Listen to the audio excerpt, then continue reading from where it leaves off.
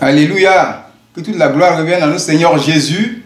Pour le message d'aujourd'hui, tu vas prendre la parole de Dieu, la Bible, dans le livre de 2 Rois, chapitre 4, versets 42 à 44. Ce message a pour thème: le juste vivra par sa foi. Disons la parole de Dieu. Un homme arriva de Baal-Shalisha.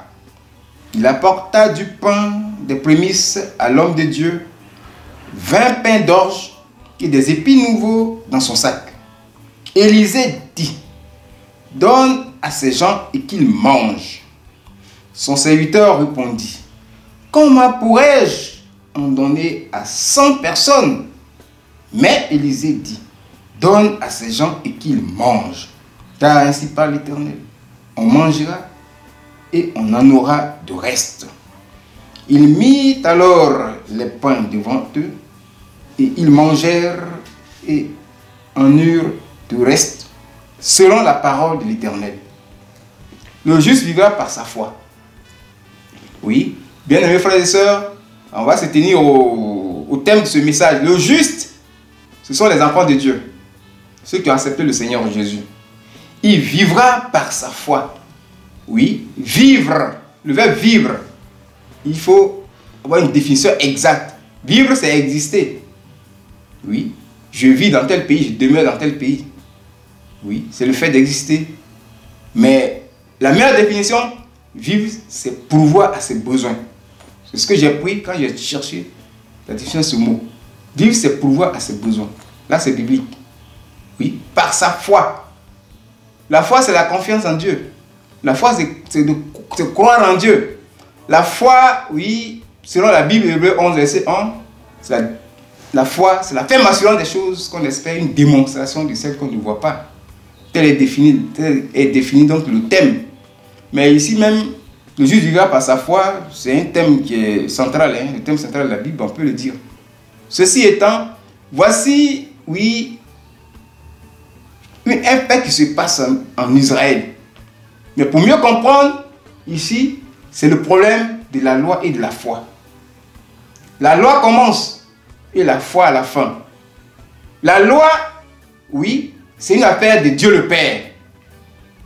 La foi, c'est une affaire de Jésus-Christ et du Saint-Esprit. Mais Jésus n'a pas aboli la loi. La loi est accomplie en Christ. Donc tout commence par la loi d'abord et ça se termine par la foi.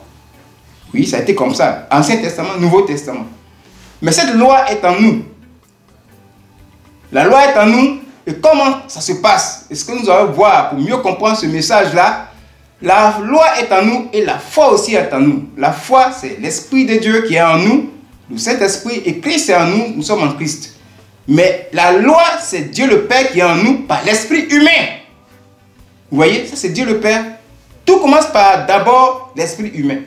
C'est la loi. Oui, l'Esprit humain, la Bible nous le dit. Zacharie 1. Zacharie 12, verset 1 nous le dit. C'est Dieu qui a formé l'esprit humain dans l'homme. Et Ecclésiaste 12, verset 9 dit: à la mort, quand on reçoit la poussière, l'esprit humain retourne à Dieu le Père. Donc, il reprend à Dieu le Père, mais dans une liberté. Donc, toute personne commence d'abord à pourvoir à ses besoins à partir de l'esprit humain. Oui, on n'était pas dans le Seigneur. On a commencé à travailler l'esprit humain.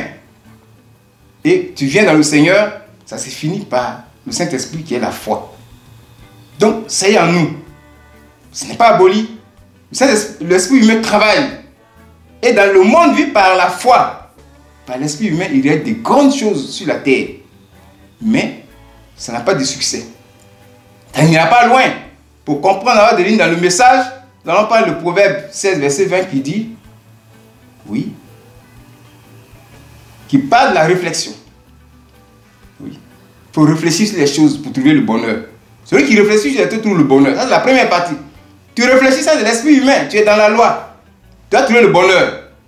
Tu vas faire des choses même. Tu vas t'amener à te développer. Au plan même physique, au plan moral, au plan spirituel. Tu vas te développer. Mais le plan spirituel, c'est le Saint-Esprit d'abord. Si tu acceptes le Seigneur Jésus. On parle des enfants de Dieu. L'Esprit de Dieu est en nous. Et donc, le verset continue pour dire, celui qui réfléchit sur les choses trouve le bonheur. Ça, c'est le travail de la loi. On commence toujours par la loi. C'est comme ça la Bible. Et puis maintenant, celui qui s'appuie sur l'Éternel est heureux. Faut être heureux. Tu t'appuies sur l'Éternel, ça c'est la foi. Donc la loi et la foi, c'est comme ça. La loi n'est pas abolie, c'est comme ça en Marc. Et c'est ce qui va se passer dans la Bible ici, que nous allons lire. Alors revenons maintenant à ce passage. On dit, un homme arriva de Baal-Shalisha. Bon, Baal-Shalisha, il faut dire que ça c'est Éphraïm. Ça c'est dans la ville d'Éphraïm. On dit la montagne d'Éphraïm. On dit Baal, c'est au pied de la montagne d'Éphraïm. Shalisha, c'est bien avant, c'est un Cananéen. C'est un Cananéen qui a bâti un pays là avant que les enfants d'Israël n'arrivent. Donc c'est pour préciser le lieu où il est quitté. Donc il est quitté d'Éphraïm. Parce que les enfants d'Israël sont là. Il y a plus de... Ces Cananéens là ne sont plus là. Vous voyez? Et c'est ce pays-là que Saül a traversé à la recherche des ânesses de son père qui était égaré. Pour raconter Saül. Pour raconter le prophète Samuel. C'est Saül qui a fait ça. Il cherchait les ânesses de son père. La Bible dit que c'est par là qu'il est passé. D'après 1 Samuel 9, le verset 4. Vous allez raconter ce nom-là. Donc, ici, il est venu d'Éphraïm. Et qu'est-ce que ce monsieur a apporté? La Bible nous dit qu'il est venu avec du pain. Mais qu'est-ce qui se passe? Pour comprendre le contexte de cette parole, avant que ce monsieur n'arrive, il y avait la famine dans le pays. Nous dit le passage qui est au-dessus. Verset 38 à 41, la famine était là. On dit, Élisée est venu à Gilgal. Donc nous sommes à Gilgal, ça se passe à Gilgal. Et là, on parle de son serviteur, c'est Géasi. Au verset 36, on parle de Géasi. Donc Géasi était là, Élisée était à Gilgal, les gens étaient là. Élisée a demandé à ce qu'on amène un grand pot pour mettre le potasse dedans. Potasse, ça c'est les légumes mélangés, des racines, voilà, et des tiges, parce qu'il y a la famine. Et un enfant, des fils des prophètes, s'est levé pour aller chercher des herbes pour que ça soit plus qu'ils vont manger. La famine, on n'a rien à manger. Il a pris des coloquins sauvages, il les a découpés. Oh, c'est mortel. Pour augmenter la nourriture qui est là. Et ils ont dit, il y a la mort dans le pot. Élisée a mis la farine dedans. Ils ont mangé. On a fini de manger, il n'y a rien à manger. Voilà maintenant qu'un homme arrive. Donc dans la famine, il est arrivé. Mais lui, il est arrivé à quoi? 20 pains d'orge. Et des épis nouveaux d'orge. En prémisse pour donner à l'homme de Dieu. Les prémices. Ça nous renseigne sur ce monsieur-là. Ce monsieur-là, il avait 20 pains d'orge. Ça veut dire quoi? 20 pains d'orge. Là où eux, ils sont à la famine. Ce monsieur envoyait les épis nouveaux d'orge. Ça nous renseigne sur ce monsieur-là qui d'abord a travaillé. Il a commencé à travailler par son esprit. Il a certainement un champ d'orge. C'est ce que ça veut dire. Prémisse, épis nouveau, il n'est pas allé acheter ça au marché. Et ce monsieur-là a prévu de fabriquer, de créer une industrie pour transformer lui-même son produit. Fabriquer le pain, c'est lui-même qui a le pain. Prémisse là, c'est les pains qui sont sortis. C'est pas sur le marché, il n'a pas allé donner ça à la caisse, c'est lui-même qui a fabriqué. Parce qu'on parle de prémices, ce sont les prémices. Et ce monsieur a tout prévu. Il a fait son champ, il a créé une unité de transformation de ses produits là sur place. Parce que les prémices, c'est les premières productions. Vous voyez? Et il est en même temps dans le commerce. Il est dans l'agriculture, il est dans l'industrie, il est dans le commerce. Voilà un homme qui est développé, émancipé par son esprit. C'est ça qu'il faut faire. C'est ça le développement. Un homme doit développer en lui-même. Même le pays doit développer. Nos parents qui sont dans le village, ça peut s'appliquer même à l'Afrique et à nos pays. Tu as le cacao qui est là, l'anacarde, tu as tous ces choses, café, tu as le palmier à huile. On a des lévéas ici. Mais il faut faire transformer un produit fini dans ton champ.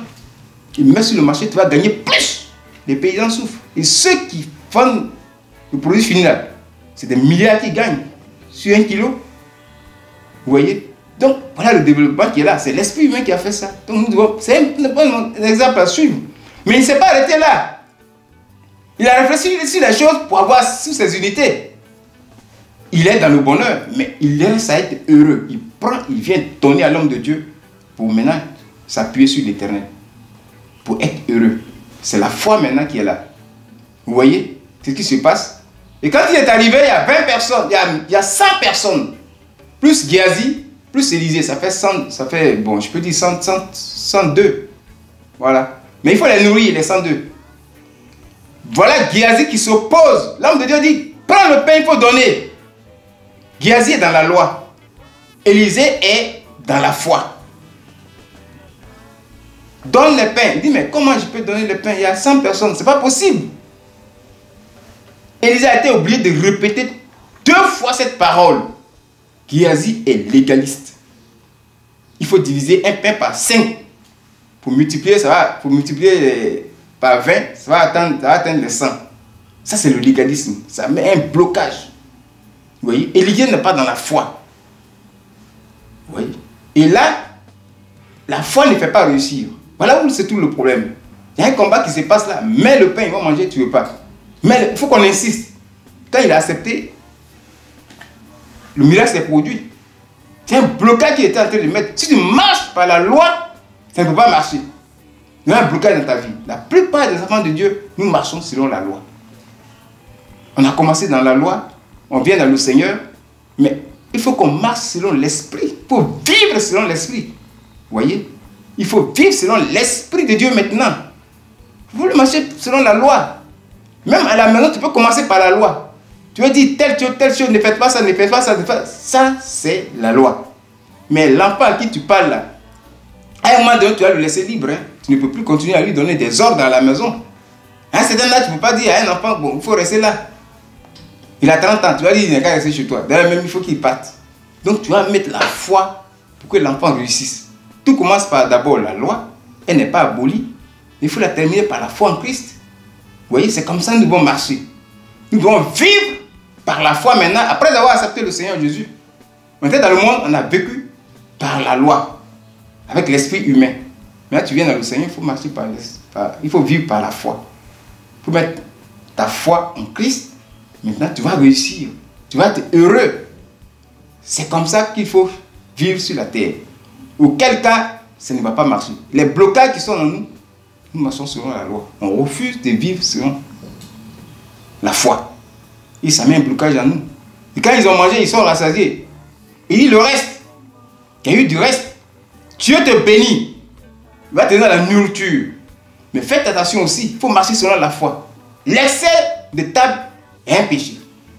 Tu vas manger matin, midi, soir, 4 fois, 5 fois. Et puis tu vas manger. Si tu es gourmand, tu es dans le péché. Le Seigneur t'a béni.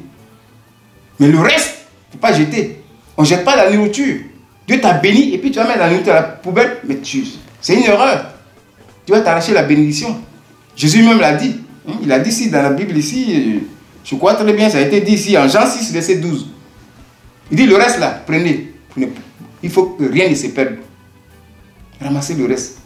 Dieu t'a béni, tu jettes la nourriture dans la poubelle. Ça, c'est pas bien. Dieu t'a béni, tu manges, et puis tu dépasses les limites. Excès de table, c'est un péché.